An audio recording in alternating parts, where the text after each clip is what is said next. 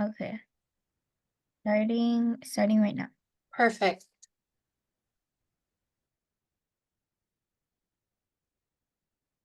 Good afternoon, everybody. Welcome in. Got quite a few folks coming in. Welcome to the latest and greatest. We'll be starting in just a minute. And in order to test the chat, go ahead and drop in where you're meeting us from today. Again, thank you all for attending.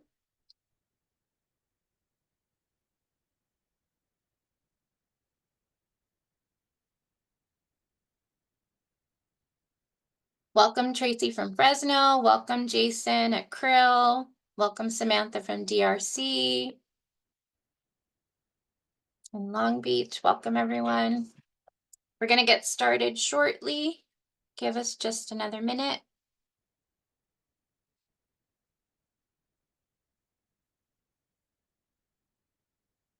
Welcome Joe, SVILC.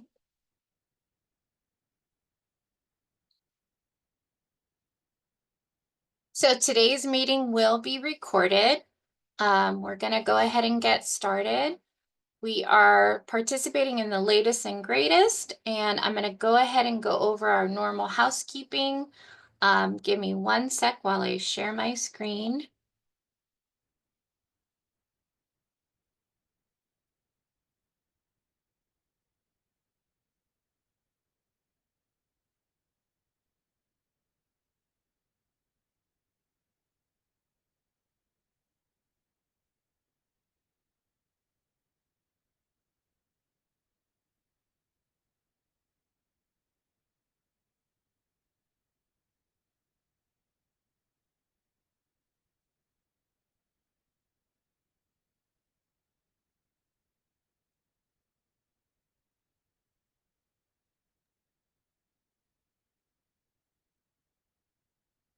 Okay, hopefully everyone can see my screen.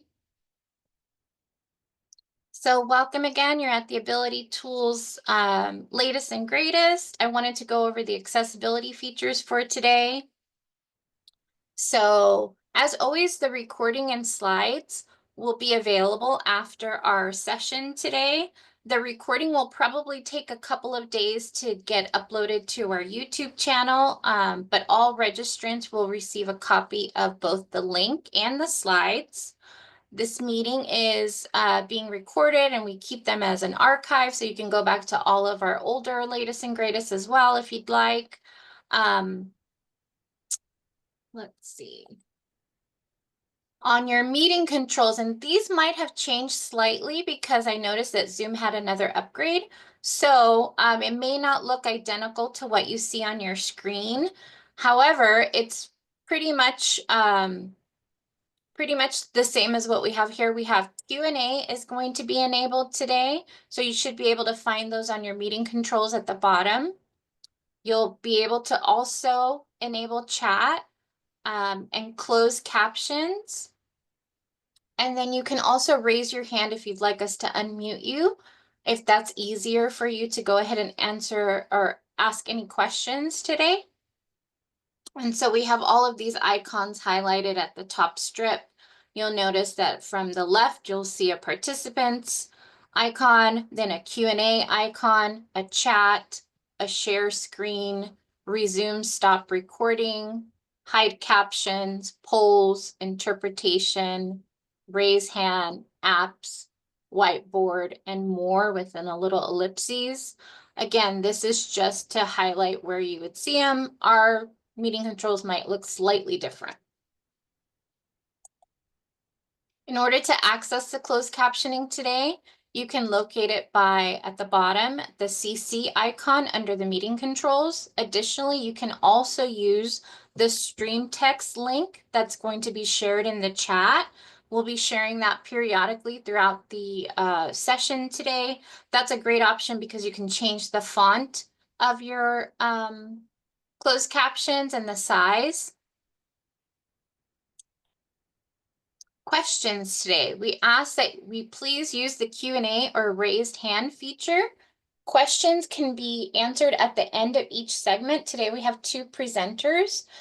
We'd like to try to reserve the chat for links and comments. So if there's any additional information that you'd like to share, you can use the chat. If you'd like to converse between attendees, that's welcome as well. But please try to use the Q&A or the raise hand feature. And now I can go ahead and hand it over to our first presenter. We have Terrence from Braze Mobility, and I'll go ahead and hand it over to them now. Thank you so much.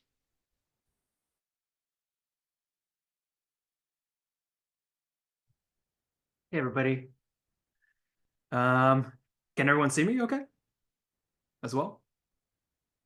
Yes, you're perfect, Okay. Terrence. So one more reminder, don't forget to describe what's on the screen for any of the folks that can't see the screen today.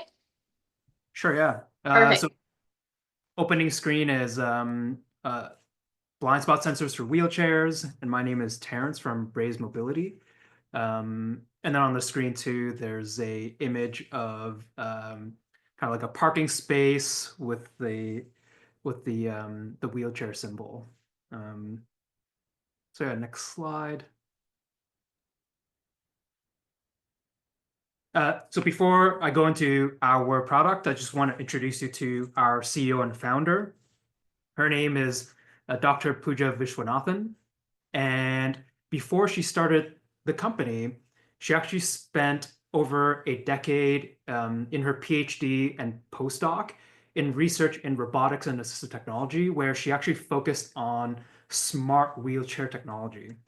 And it was really from her research that then she took all her learnings and then created the company and the product that we have today. And really her focus is around making sure that our products are research evidence-based and that is also affordable in the market.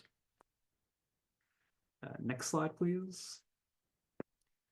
And I'm Terrence, and I am the head of sales ops and education at the company. My background is in business and technology. I've worked in a multitude of industries, including aerospace and higher education.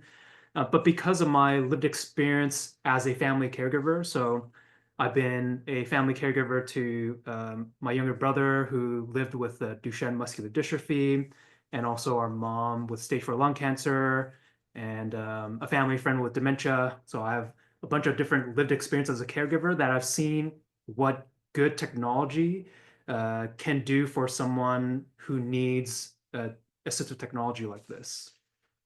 So that's why I joined this industry over 10 years ago. Next slide, please. So a bit about our company. So it was founded in 2016 when Pooja decided to make the transition from academia into industry. And really the focus is around, again, making it a research and evidence-based product and making it affordable to people who uses wheelchairs. And we are backed by and supported by several different organizations across the country, both in the US and Canada, because we're actually based in Toronto, Canada. So for example, the AARP Age Tech Collaborative, we're a portfolio company. We're also part of the Veteran Health Administration's innovation ecosystem, where we've been doing research projects with them. We're also part of the Google for Startups ecosystem. And most recently, because Toyota has an interest in supporting mobility, we were selected as part of the Toyota Mobility Foundation, where they selected 7 Canadian companies that are all focused on mobility tech. And so we're very happy to also be part of that as well. Next slide, please. So a bit about the background of what we're trying to, or the problem that we're trying to solve here. Next slide.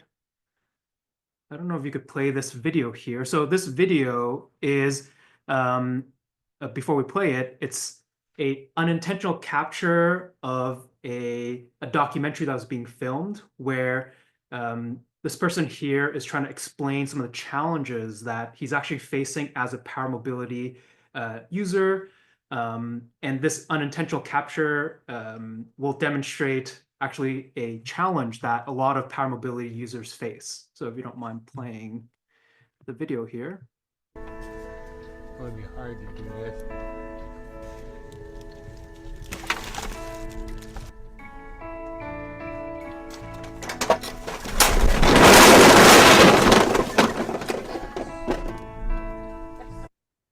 So as you can see here, that a lot of environments aren't really built for wheelchair users.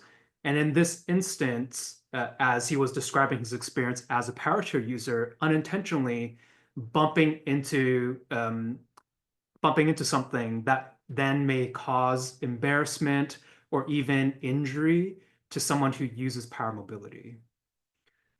Next slide, please. So I'm not sure how many of you work with clients or are power wheelchair users yourselves. I'm sure these two like pictures are something that may be familiar, where baseboards are ripped off, paint is scratched off. I know when my brother was using his power mobility device, yeah, our family's home is certainly like paint scratch off everywhere and like holes in the walls and things like that. And this is certainly very common to a lot of clients and also family members who approached us with this particular problem. Next slide, please. So this is based on a research study done a while ago, but I think still very relevant, that for a lot of wheelchair users, be it both power or manual, over 50% would experience at least one accident resulting in injury. If you click the animation, and this could lead to everything from property damage, wheelchair damage, and then also hospitalization. So this is really what we're focused on solving. I don't know if you guys can like show of hands or maybe like do a thumbs up or something. Like how many of you here drive a car? Okay, I think I see some of you raise your hands. Yeah, or thumbs up. Okay, and hopefully all of you here in your cars have a rear view mirror and side view mirror. Because at least as vehicle drivers, that's what gives us the information about what's around us as we're driving. But I'm not sure how many of you have attempted to, say, install mirrors for any of your clients or for yourself who use a wheelchair. It's not very practical. And we know that, if you don't mind clicking the animation here, that in the automotive industry, we're seeing that more vehicles, especially the newer cars today, backup cameras and sensors are actually mandated. So why shouldn't wheelchair users, both power and manual, have the same peace of mind and safety while driving and navigating different environments too? Next slide, please. So what exactly are blind spot sensors? So with our blind spot sensor, it's a set of ultrasonic sensors that could be attached to any type of wheelchair, turning into like a smart wheelchair. And so what the sensors would do is they would pick up obstacles in the environment and then provide three kinds of feedback to the driver. Lights, so there'll be LED directional lights, auditory sounds, and then also vibration. And this then gives greater spatial awareness to the driver as they're navigating the different surroundings and environments. Next slide, please. So then who can benefit from something like this? So there's three factors to consider. The first would be the client's condition. The second would be the client's technology or medical equipment that the client is using. And the third factor would be the environment that the client is typically in. So the first factor is the client's condition. So here, for example, any of your clients that, for example, may have low vision, blindness, or spatial neglect. perhaps your client may have limited upper body or neck mobility, so unable to, say, like do shoulder checks to see what's behind, or a client that may have impaired attention. All of these factors that your client may have could benefit from some type of sensor system like ours. Next slide, please. Then the second factor to consider would be the technology or the equipment that's used. So for example, if any of your client or yourself, you may be using alternative joystick control, such as head array, a sip and puff, or even an eye gaze system that requires you to look forward at all times, meaning that you won't be able to see what's kind of underneath or behind you. So that could be someone who could benefit from having a sensor system. Clients, maybe you have clients that require to be driving in a tilted position at all time, meaning that they could only look up. Again, not being able to then look at what's around and behind. So that is also someone that could benefit from a technology like this. And then the last thing to consider would be having equipment that expands or elongates the footprint of the chair. So for example, if a client of yours has a ventilator tray or an extended leg rest, all of these things would make it bigger in terms of the footprint, and then make it more challenging for your client or for yourself, not being able to then understand where the obstacles may be because of just expanded footprint. Next slide. And then the last factor to consider would be the environment. So I'm not sure out in California whether the homes are really built with wheelchair in mind, but I know in Toronto it's not really. So having sensor system like this has proven to be very valuable to a lot of our clients, because even though you may be very, or the client may be very well and skilled in driving their wheelchair, but just because of these tight spaces, it just makes it very difficult to turn tight corners or navigate hallways that may be really tight. So it has nothing to do with the skill of the client. It's just a lot of the environments that we live in aren't really built with wheelchairs in mind. So having sensor system like this could be very valuable.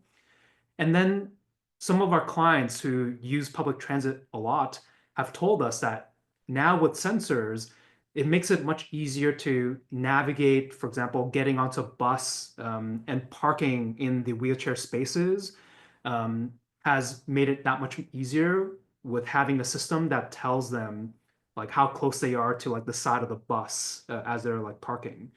So these would be the different factors to consider in terms of who can benefit from a sensor system like this.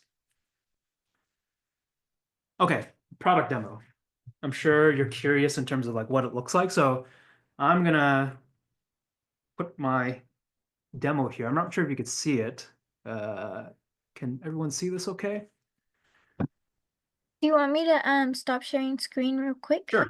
Yeah, and if you could like pin me up or something like that. Yeah, and then just let me know when you want me to share it again. Okay, thank you. Okay, hopefully everyone can see me okay, because I don't think Yes, see we can see you, okay. Okay. Oh wait, I can see myself here too. All right, so it's kind of blurry, isn't it? I don't know why. It might be because your background is a little blurred, and so it sees the image is, Okay. when it identifies it next to you, it'll clear up, but then every once in a while it goes back to blurry. Oh, weird. Okay, that's really strange because I don't have blur effect on. But okay, hopefully you could kind of see this. So really there is three major components of our sensor system. The first is our large sensor here. This has 108 degrees of horizontal obstacle detection coverage, and then about a 45-degree vertical obstacle detection coverage. And this is typically mounted in the rear or the back of the chair, typically on the power base, lower to the ground. And the reason why the bigger one goes in the back is because from user feedback is that the biggest blind spot is typically in the back. So that's the first component. Then the second component is the smaller sensor, and this has about a 45-degree kind of range. And in our standard kit, or our most popular kit, 2 of these are included. So they're typically mounted in the front, then providing the peripheral coverage of the left and the right side. And then the third component is the controller panel. So this provides the option to turn on and off the system, to toggle between 2 different profiles, provide the LED directional light feedback, the option to turn on and off auditory feedback, and then the option to turn on and off vibration feedback.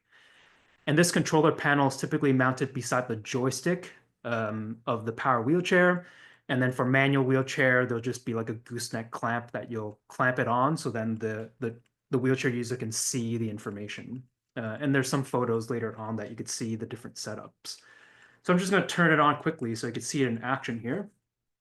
Okay, so right now the system is on and you see a blue light. And what that blue light means is that it's on and it's in the first profile.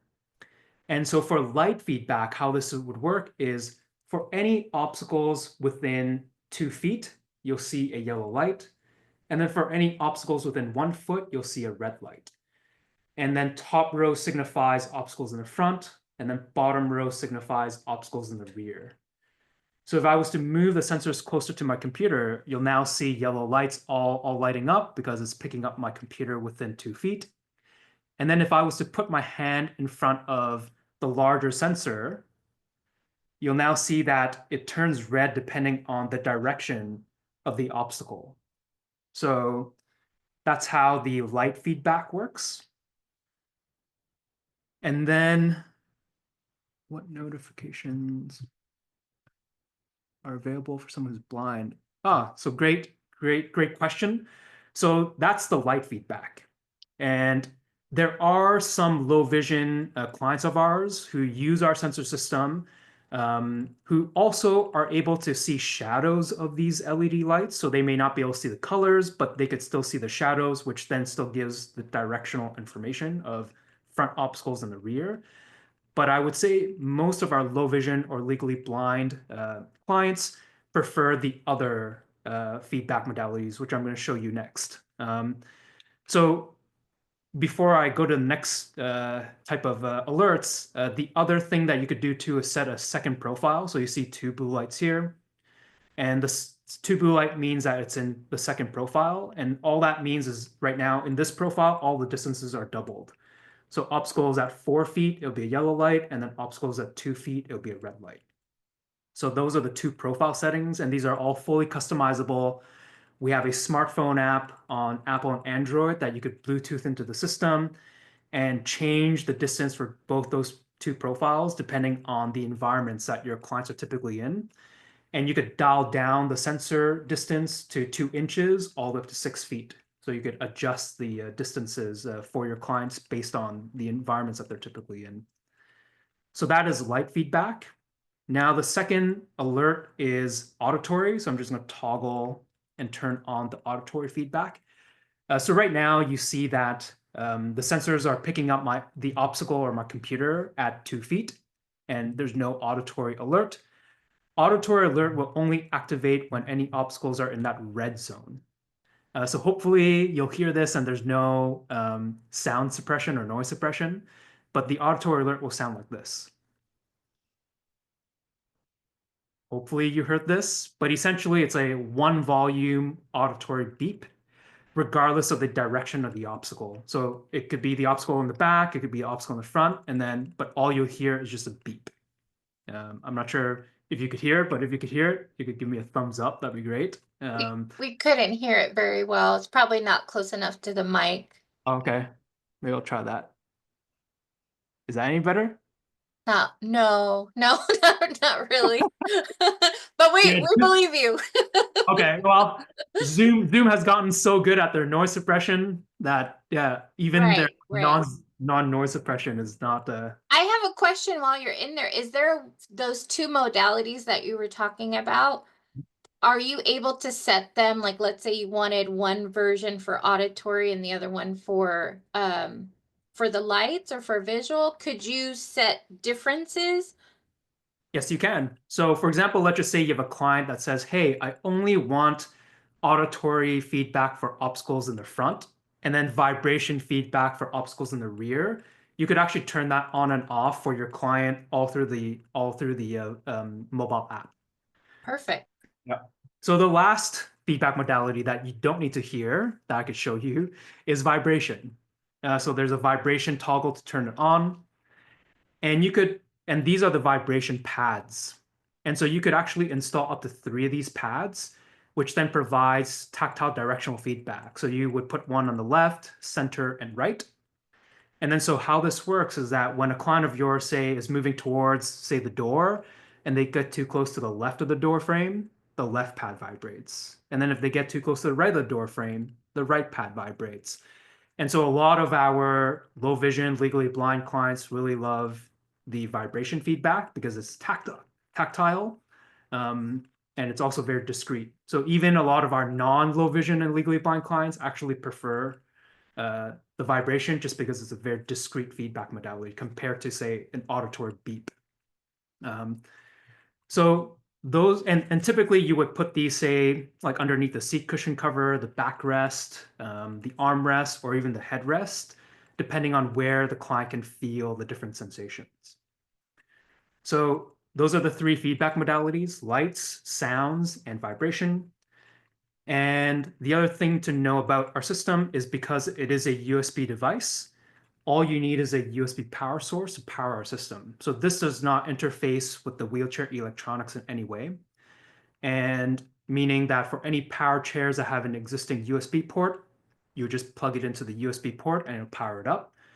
And then for any a manual wheelchair that don't have a USB power source, in our kits, we would include a USB battery pack like this. And this battery pack can power the system for about 10 hours.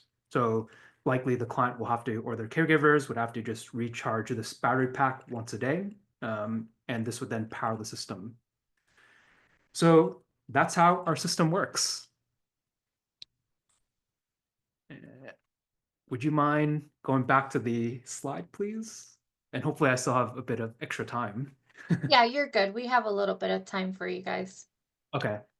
And if you have any questions, feel free to pop it into the chat, and happy to answer any additional questions. I may answer some of your questions in some of the upcoming slides, though.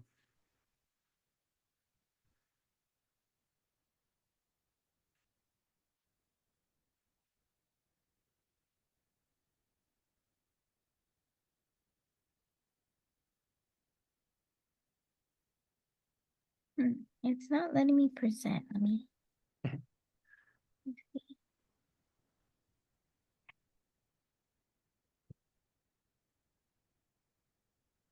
Price. Yeah, good question, Joe.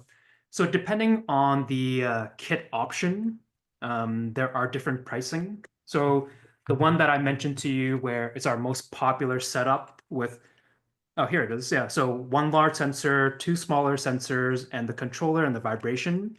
So that's the kit on the left called Sentinel Plus. So that retails for about $3,200, including the vibrations. And because our system is modular, and we also understand that some of your clients may not need so much coverage, that's why we have different kit options. So the one on the far left, which I just showed you, that is our most popular. I would say about 75 to 80% of our clients use that setup. However, there are clients that, for example, what Tracy asked about for low vision and legally blind clients, we recommend the 360 kit, which would include kind of like a large sensor in the front and a large sensor in the rear, providing 360 degrees of coverage. And that would go for about $5,000. If they need more sensors, it would be a bit more. And then if you have any clients that only have, say, a one-side neglect or one-side field cut, the kit on the far right, that one would just be 2 or even 1 small sensor on that one side to then provide coverage for that client for that one side.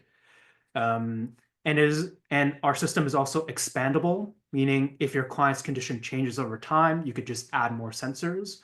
And because our kits are compatible with any maker model for power and manual chair, it also means that as your client is changing chairs, for example, they don't need to buy a whole new kit. they could just move the kit to the next chair. You may need to get some new mounting options from us to then work with the new chair, but it's also movable to a different chair as well. And Scout, your question, how well does it work for very fast drivers? I would say for very fast drivers, what we've noticed is if you then expand or extend the distance of the sensor. So for example, because you could dial up the distance up to 6 feet, that's where we then see that you could then train your clients to be like, hey, when you see a yellow light, maybe at 6 feet, now it's a good time to slow down. And then maybe you could then set the red light at say like 2 feet. And then that way they'll have like extended warning. And then at around like 2 feet or 1 foot, you could say, hey, that may be a good time to like let go of your joystick and stop in these moments. So there's certainly different ways that you could train your clients using our system. And actually, a lot of pediatrics schools are using our system to do a lot of wheelchair training, especially for newer power wheelchair kiddos, using this method of cause and effect of seeing lights or hearing sounds as a way to kind of like slow down and stop. So I think there's certainly ways for fast wheelchair drivers that you could maybe even train them in at least knowing the different distances and different lights or even sound feedback alerts. Next slide, please. So case study. Maybe let's, I don't know how many case studies I added here, but if you go, maybe go 3 slides ahead. One, yeah. All right, so I'll talk about Wade because we have some videos here that we could quickly show too. So Wade is a veteran and business owner. He lives with MS, low vision, and color blindness, and he uses both a power chair and a manual chair. So power chair on a day-to-day use, and then manual chair while he travels for work. He lives at home, and when he approached us, his biggest challenge was just needing assistance to navigate the tight space that he lives in, because he lives in an apartment that's not built for a wheelchair in mind. And so for his power chair, he uses the Sentinel Plus setup, so 2 sensors in the front and then 1 big sensor in the rear. And then for his manual chair, he just uses 3 smaller sensors in the rear. So if you go to the next slide, there's actually a video of Wade.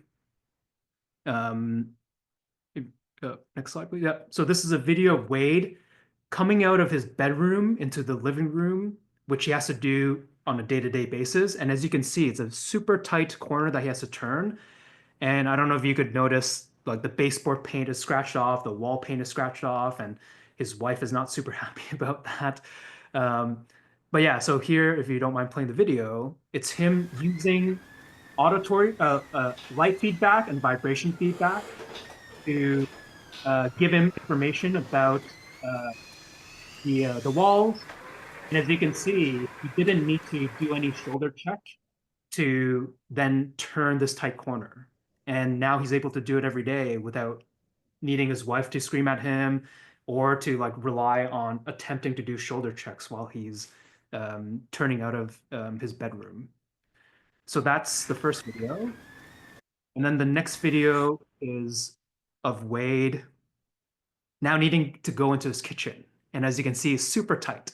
So here, Wade is going to describe his experience of using our sensors going into his kitchen.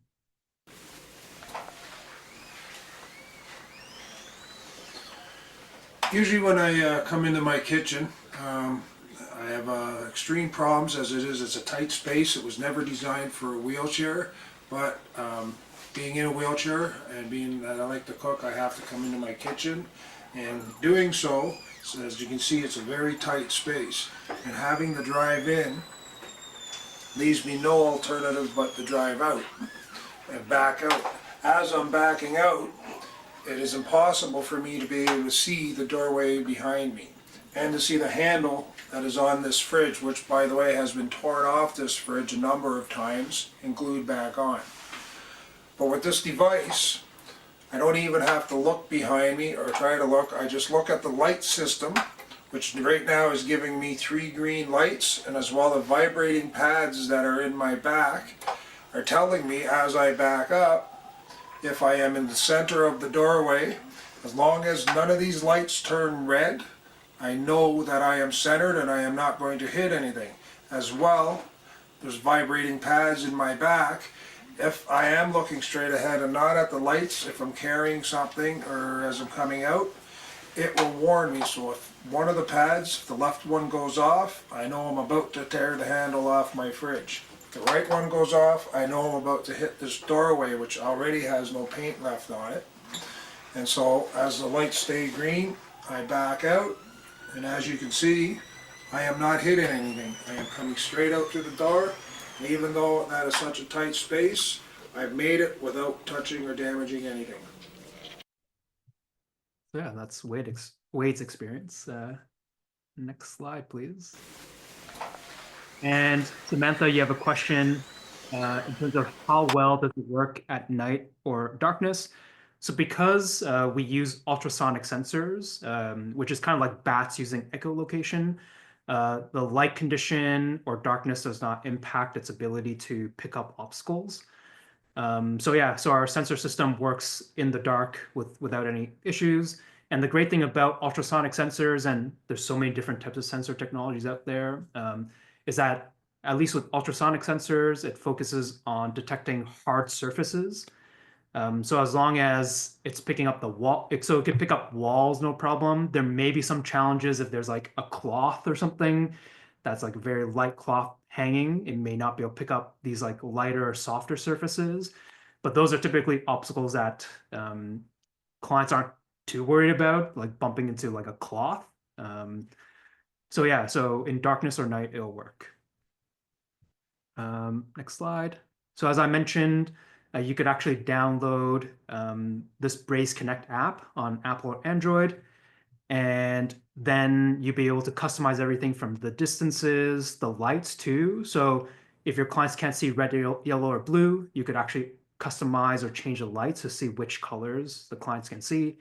And then also the feedback, like I mentioned, auditory alert for obstacles in the front, and then vibration alerts for obstacles in the rear. You could turn those on and off for your clients all through the app, and you just have to Bluetooth into the system. Next slide. And Scout, you had a question. Would it pick up a tree branch?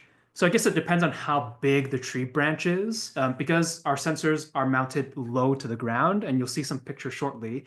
If the tree branch is like really big, like a log, perhaps, but if it's like a little thin tree branch, it likely won't be able to pick up like a thin tree branch. So yeah, so it depends on how thick and big the tree branch is. So in terms of system durability, our sensors are as water resistant as the chair itself. So as long as you're not taking the chair for like a dive in the ocean, which I think Otto's product you'll be able to like go into the water with, our sensors wouldn't work if you dive, if your client dives in the water with our sensors. But in terms of like rain and like splashing and all those type of stuff, our sensors is as water resistant as that. And we've done a lot of weather testing and temperature testing up in Toronto as we get kind of like really cold weather and super hot weather. And so our sensors are able to kind of withstand all these like different weather conditions too. Next slide. And in terms of compatibility, so our system is compatible with any type of power chair and manual chair. And so these are just some of the brands that our system has been installed on. Of course, it's not limited to just these brands, but these are some of the, I guess, bigger name brands that our sensors, that we've installed our sensors on. Next slide. So here's some pictures of what it looks like on a chair. So as you can see, this is the large sensor on the back of a Permobil chair and a Sunrise chair. And we actually have like specialty designed hard mounting for these particular chair models too. So that's how they look like. Next slide. So this is what the controller panel looks like beside the joystick. So there's like a joystick sleeve that slides on to the joystick, and then the controller panel is mounted on the side. Of course, it's not limited to that position. You could move it around depending on where your client prefers the controller panel, but that's where you could place it. And then the picture on the far right is where a potential spot for where the smaller sensor can go to. So if it's a mid-wheel drive, you'll see a fender there, and then that's where we'll typically mount the smaller sensors on the fender. Next slide. And then this is what it looks like on a manual chair. So we have a large sensor. This is a rigid back manual chair. So the large sensor is mounted on the backrest, the rigid back there.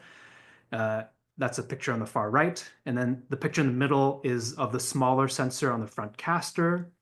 And the picture on the far left is where the controller panel is kind of clamped beside the person. So then the person can then see. Okay, we'll be wrapping up soon. All right, next slide. And then this is just what it looks like on a manual chair. This is Wade's manual chair with three smaller sensors in the back and a gooseneck clamp with the controller panel where he's able to unclip it and throw it into this backpack and fold up his chair to travel. Next slide. All right, funding, because I'm sure all of you are also interested in this. So our product is miscellaneous coded, KO108. So we've had Medicaid and Medicaid managed plans across the country fund our system. We've also had waiver programs pay for it too. And then everything from workers' comp, auto insurance, commercial insurance, we've had instances in different states pay for that as well. And then Voc Rehab, Blind Rehab has also paid for our system for clients. Of course, the VA, I'm not sure if any of you work with VA clients, but VA has also paid for it. And then Team Gleason, MS Society, MS Foundation, they've all said that they have funding sources that could also pay for our system too. So that's our funding. And in terms of when our system could be used, it could be for a new chair that you're ordering for a client. And you could also do it for any existing clients that you have that need the system. So you could order it separately as an aftermarket accessory. And then very similar for any manual wheelchair clients too. I guess I only have like 1 minute. So two things it doesn't do is our system does not detect curbs. And the next slide. And then the second thing it doesn't do, next slide, please, is that it does not control or stop the chair in any way. So those are the two things that our system does not do, because our focus is really detecting above ground obstacles and then providing alerts to the user. So then the user will still stay in full control. They just would have more information around what's around their surroundings. All right, that's it. I want to ensure that I respect everyone's time and Thank you so much, Terrence. And Terrence Okay. did include a few extra slides for you guys, so we will make sure that everyone has a copy of those that has registered. There's some additional information of what the system does not do. And then I noticed that there is definitely information on how to connect with Terrence on Braze Mobility. So I will also load that into the email blast for everyone. So thank you again. If you want to hang out, Terrence, if there's any final questions, we just want to make sure we have enough time for Otto to present. But thanks so much. It's wonderful to see everything. And Otto, we can go ahead and let you take it away next. Okay, I just turned it on. Hello, everyone, and thank you, Michelle and Ine and her crew for inviting us to talk about the fun stuff. And that's a tough act to follow there, Terrence, although I'm sure I'm going to show you a product here today that could use your sensors because we're working on an electric version too. So let me turn this over to my assistant who's going to hold the phone as I walk around our showroom and kind of detail the product for you. First, we'll start at the desk here where we're going to be looking at and examining the special Wheeleez tires, which makes all the magic work. Let me switch that around. There we go. So Otto, do you want to introduce who, where you guys are coming from? I don't know that everybody knows. We are located in Fairfield, California, which is halfway between San Francisco and Sacramento. Thank you, thank you. And it's with Wheeleez Inc., I think is the full name, correct? Wheeleez Incorporated is the official company name, and wheeleez.com is the website where everything's contained. Perfect. Thank you so much. It's WHEELEEZ.com. A lot of videos and instructionals on there, and then all the products displayed in great detail.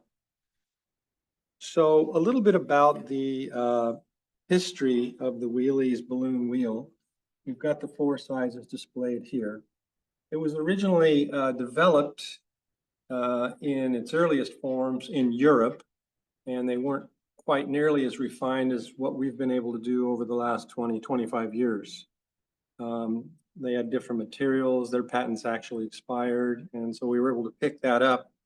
And what you're looking at now in this display here is a cutaway version. And it's basically just a plastic donut made out of industrial grade polyurethane that is sandwiched by a 2-piece plastic hub that comes together like this. And what this does is allow the tire to flex. I'm pushing down on the tire now, showing how the cutaway flexes. And this provides a added shock absorbing characteristic, which is very good for our industrial applications where we have sensitive equipment. Boeing uses it inside their aircraft when they're building planes. For our mobility applications, it provides a very comfortable ride for the occupant of our chairs and our walkers. It's extremely difficult to puncture. It's amazing how many thousand we have in the field and how few notifications we have of flats. Very, very pliable. So fast forward 20 or 30 years, and we now have, for example, in California, we've got the beach wheelchairs. Either other chair makers who we sell to the wheels to make their chairs, or our chairs are now on 140 plus beaches lining the coast region. You can find that list. It's a nice pin map at California Coastal Commission.org, and you can plan trips. Most of those chairs are available at the locations, and you can go and borrow them for free for day use. It's usually on a first come, first served basis. And it's a wonderful program to get people outside and get them enjoying on the beaches. I'm going to wander around here now, and we're going to look at a relatively new product for us. It's called the All-Terrain Beach Rollator. And you probably recognize this frame design from common rollators. The difference will be that we're looking now at these large 12-inch balloon wheels on the front and our 9.5-inch balloon wheels on the back. This enables the unit to steady the individual who needs help navigating challenging terrain and keeps them moving forward over the sand. These casters here swivel 360 degrees on the front, and it's got a flip-up seat like a normal rollator would, with a storage basket underneath. And you're saying, oh my gosh, how am I going to get that big thing in my car? We've designed it so that we can pull these pins on the front casters, and they easily just drop right out, and they become separate units. Do the same thing on the other side. Now you've separated 2 of the big bulky parts away from the unit, and it comes up and folds completely flat so that you can put it in your SUV, pickup truck, or even car trunk. It's got adjustable handle height. I'm 6'5", so I want my handles pretty high, and I've got it set here where I'm on a comfortable grip without stooping over.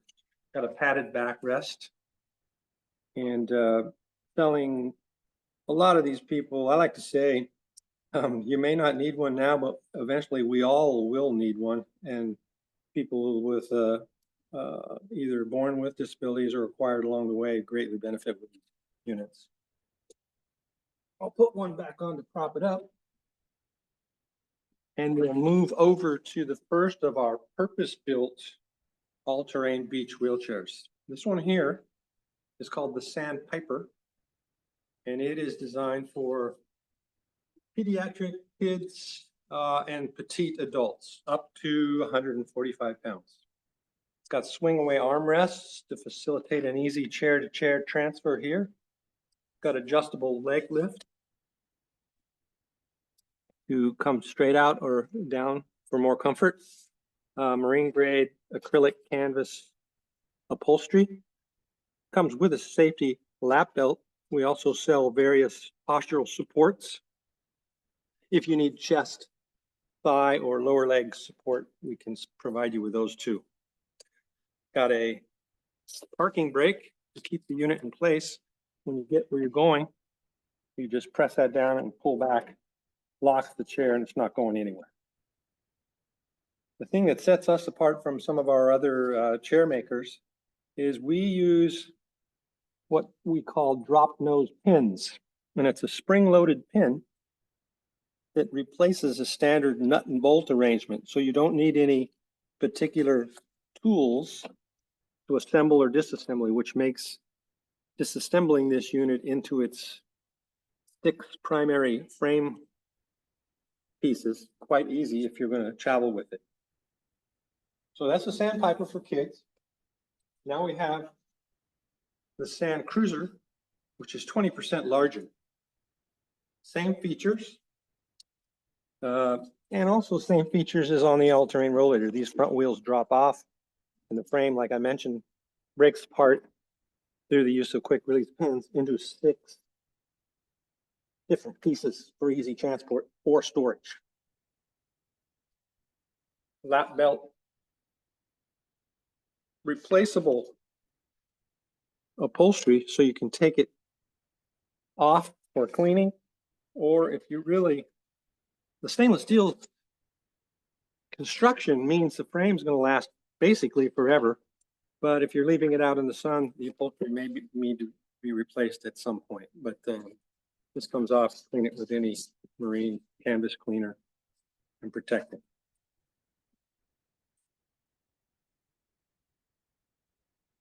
Parents, I mentioned the electric for 2025. At some point this next year, we're going to have the electric joystick controlled chair.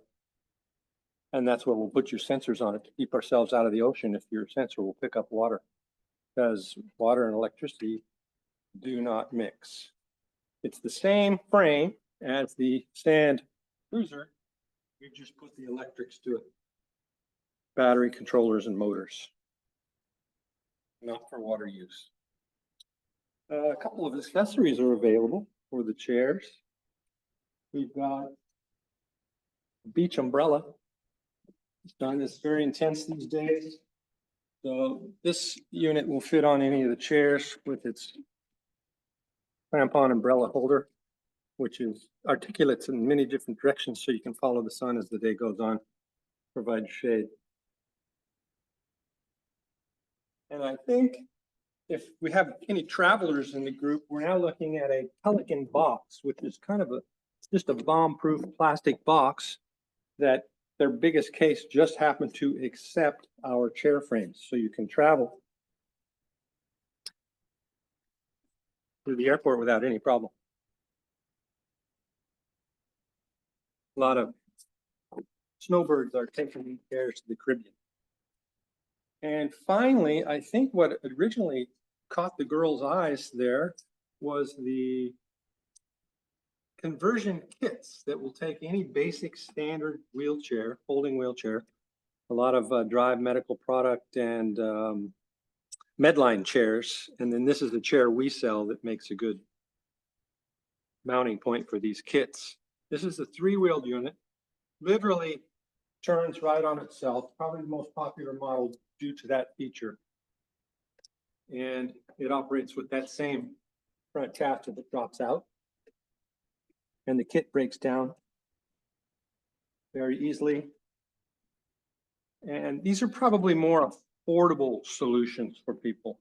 We're looking at $2,500 to $3,000 for the purpose-built Sand Cruiser Sandpiper, whereas these you can get into a kit for, in many cases, under $1,000. This is the 4-wheel version. It's kind of more of a skid steer buggy. You have to push one handle while you're pulling on the other. Works very well on sand, grass, gravel, It's a little bit bitey on pavement and concrete, but it's completely doable. Most all of our kit sales though are the 3-wheeled unit.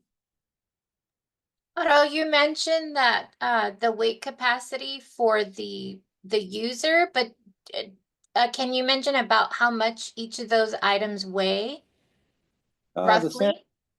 Sandpiper is just a little under 50. Sand Cruiser is about 62. I think we're weighing the new electric at 120 because of the batteries and the motors. And then these here are 30 to 40 pounds, depending on which wheel setup you get. And you have a question on here from Samantha asking, do the wheels go flat or have an inner tube at all? No, let's wander back over here and look at one of those. They can go flat if you hit a spike or a piece of glass, but they're easy to fix. And you can also get a replacement tire, like now, right now we're looking at that cutaway again, showing the cutaway. We get a replacement tire to fit over your existing hub. So that's a less expensive way, but they're easily repairable. They can go flat, but again, we're surprised by how few flat notifications we have from the field after literally selling hundreds of thousands of wheels into the field. I'm sure there are going flat, but we've done some very nice repair videos on YouTube, and it's quite easy to fix them. And if they are, where would they find those videos? Is it under your website or is there a YouTube channel that they could take a look at? There's a YouTube channel that they can access off the website, or they can go to YouTube and just search Wheeleez Tech Talk. And there's tons of videos on there, instructional, how to set things up, how to take them down, promotional, really quite an extensive library that we've built up over the years. And repair video has like 55,000 views or something. Perfect, perfect. I'll make sure to include that in the email blast as well. But you said it's Wheeleez Tech Talk if you do the search in YouTube. Wheeleez Tech Talk, yeah. Perfect. Oh, good. Somebody dropped it in there. Wonderful. I think you kind of mentioned a little bit about the assembly. Pretty easy to disassemble. Is there any one that you would say is a little more difficult or a little more might need extra support for somebody to try to get it in the vehicle? The best tip I can give you for transporting is break it down as far as you need to. In other words, while we're back over here, we'll look at a chair. We can remove pins. You remove the lower pin, and then the seat back here will just fold down over the seat base. So that keeps two sections into one piece. Okay. But you may need to take it all the way apart, seat back, seat, and leg rest. Got it. And typically most of these can fit into the trunk of a vehicle? Yes. Okay. Not a problem. And then what would you say are some of the maintenance requirements? That's the good news, because basically with these chairs or with the converted chairs, all you want to do is keep your upholstery clean. We sell covers for the nice chairs. If you're on the beach, have a beach cottage or something, and you just want to leave it outside, put a cover on it, just like a car cover. Okay. For maintenance, there's basically no maintenance whatsoever on the wheels, except for occasionally you can flush these bearings with fresh water, and that'll keep the sand and grit out of there. And then the only other thing you want to do is make sure that they are aired properly, 2 to 4 pounds PSI, which is extremely low pressure. We sell a special gauge that lets you measure that low. It's not what you would use to measure the car tire pressure. Oh, okay. Okay. And that Yeah. gauge, is that part of that's something that is sold separately? Yes. Okay. How much does the gauge run, do you think? We sell a tire kit, And the $30 to $40, and then we sell the gauge only. In the tire kit, there's some other little accessory items like spare caps, Wonderful. Okay. spare valve caps. The other thing I might mention is, some people are real finicky with the stainless steel. This is electroplated stainless steel, so it's going to keep this shiny chrome finish on it. But if you're spending the summer at the beach and you're done for the year, it doesn't hurt to come and polish it with a stainless steel polish. It'll keep it looking brand new, just like this one in the showroom here. Great, great. I think we've got, let's see if there's any other questions in the chat. If there's anything else, here we go. We got one more. Would a portable tire inflator that's usually used for a car work with the gauge? Yes, you could use that. We don't recommend using compressed air source, but we use it around here all the time because we have to inflate so many tires. But you can use a compressed air source if you're very careful and just puff on it a little bit.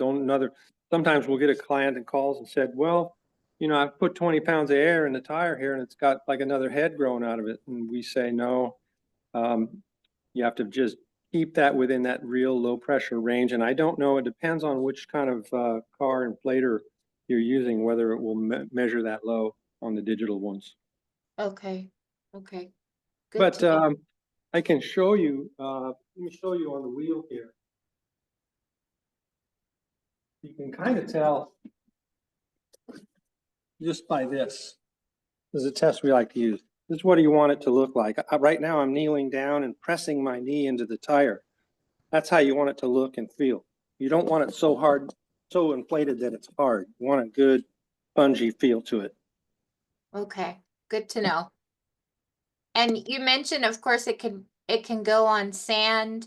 Obviously avoid dirt, avoid nails, anything else, or not dirt, I'm sorry, avoid nails and avoid glass, but dirt, tan bark, anything like that is pretty durable on those wheels. Dirt, rocks with barnacles, crushed shell. We got a lot of oyster farming going on here in the Bay Area. They run it on those, no problem. Gravel, 3-4 inch round river rock. It works great over all those. Any place where a hard rubber wheel will hit and lock and jam and jar the occupant, these will roll right up over with their inherent suspension. Perfect. And I did drop the link that you mentioned for coastalcalifornia.gov. Can you explain one more time what the rental process is or what that looks like? Okay, so the closest one to us is the Golden Gate National Recreational Area, and they have about 6 or 8 beaches under their umbrella. And what you do is you call that number on the Coastal Commission there for their site, and you can make a reservation with them. Not all of them take reservations. A lot of them are first come, first serve. Okay. But you can make a reservation with Golden Gate and then go and pick your chair up and see some of these wonderful, spectacular beaches around San Francisco. Everybody knows about Stinson Beach and has heard about it, but there's like Baker Beach in San Francisco and Rodeo Beach out on the Marin Headlands. Fantastic places to go. And that list there is so comprehensive. Like I say, I think it's 146 locations that are Excellent. in the chairs.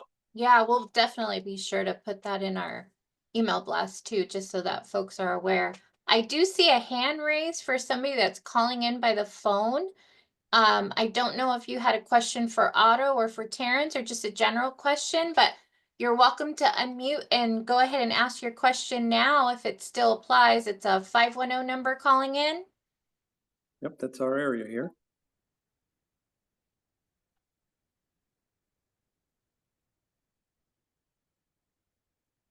I've got a comment here from Jason at Krill. He said he's used one of those chairs at the beach in San Francisco once. Nice, nice. So to the 510 caller, if we didn't answer your question, you're welcome to shoot us a quick message at abilitytools.org, at cfilc.org. I'm sorry, abilitytools@cfilc.org, and we'll try to get you an answer. But if there's any other questions that folks want to drop in the chat, this is pretty much it. We want to thank you guys both for presenting and your wonderful information. This was a really great presentation, and we'll go ahead and drop contact information, websites. I know that you guys have socials and brochures, digital brochures that we'll share with everyone. If anyone has any additional insights, you're welcome to also drop that in the chat, and we'll throw that in the email blast. So I can see you're kind of giving us a tour of the showroom. Thank you again, guys. It looks like no one else has got anything. We're gonna go ahead and probably call it. But thanks again, Terrence and Otto, for all your great work, and we really appreciate you guys and taking the time to talk to us. Yeah, I'd like to just say though, if anybody wants another personal touch like this, they can book a video call with me, and we can talk about any particular product or question they might have right here. Oh, kind of perfect. live Okay, video and then video. Otto, for the video call, do you want them to be directed at the @Wheeleez_Inc.? Yeah, where they find that possibility is under mobility, under the conversion kit page. Okay, There's a call, just there's a button that says book a video call, and they can. perfect. I did see that. Okay. Yep. And then I did notice that on your signature, there's a little hyperlink that says where the fun begins. If you want to sign up for socials, I'm going to drop that in here for both of you guys. So Yep. I'm going to throw this one in for Otto because he's speaking now. Whoops. There's another thing that's coming up. If anybody's thinking about any of these products for the holidays, they can join the mailing list on the homepage. And there's going to be some super deals being dropped here shortly for the holidays. Perfect. Perfect. So I'm gonna attempt to drop in the links here. Some of them weren't. There's the one for joining the Wheeleez, the emails and all that good information. So I have that here, and I'm gonna go ahead and do Terrence's as well because I know I saw that earlier. We had to jump over. Thanks. Give me And- one sec, Terrence. I've got you too. So we've got your website, brazemobility.com. I've got Instagram, LinkedIn, and Twitter or X now. So I'm going to drop the whole shebang here. Okay, Give me great. one sec. And if any of you are interested in trying out our system for any of your clients, feel free to reach out to me because we do work with the DMEs. So if your clients work with a specific DME, we're happy to work with them because we work with all the big nationals and regional. So like the New Motion, the National Seating Mobilities. So we work with all of them, and some of them actually own demo kits too. But if you also want your own demo kit to use, we could also ship one to you as well. So there's different ways if you want to try out our system with your clients. Yeah, absolutely. Many of the participants today or the attendees today are advocates all throughout California. So they have their own consumers that they're working with directly. Some family members and consumers have joined us today. So we have a wide variety of folks that could take advantage. So I do our best to share all this information, but like we said, the presentations, the recordings, the slide decks, and then all of your contact information will be there. So again, you guys are welcome to join any of these latest and greatest going forward. We usually host them every other month. And so now that you've been one of ours, we'll go ahead and send you the invites. But thank you again. I'm going to drop right before I let everybody go. I want to go ahead and drop two more things. I'm going to put the next upcoming trainings that we've got. I want to throw in some information. We've got navigating accessibility features for Microsoft Word. So let me just throw that in here in the link if anybody's interested. There's one. Let me get you the link for that. And then we also have that's coming up in December. And the registration link is here. And then the next one, we also have navigating accessibility features in Microsoft for PowerPoint in January. A lot of folks have asked about those as well. So let me drop that one. We have those ready to go, and we will blast those all over email again shortly, but I want to take advantage while you guys are on board. And other than that, I think that's it, folks. Thank you so much for your time. Thank you for joining us. And again, thanks to our wonderful presenters, Terrence and Otto. We appreciate your time and have a really great afternoon, everyone. Thank you, ladies. Thanks for Thank you having so me. much. I know. Fun. Bye-bye. Okay.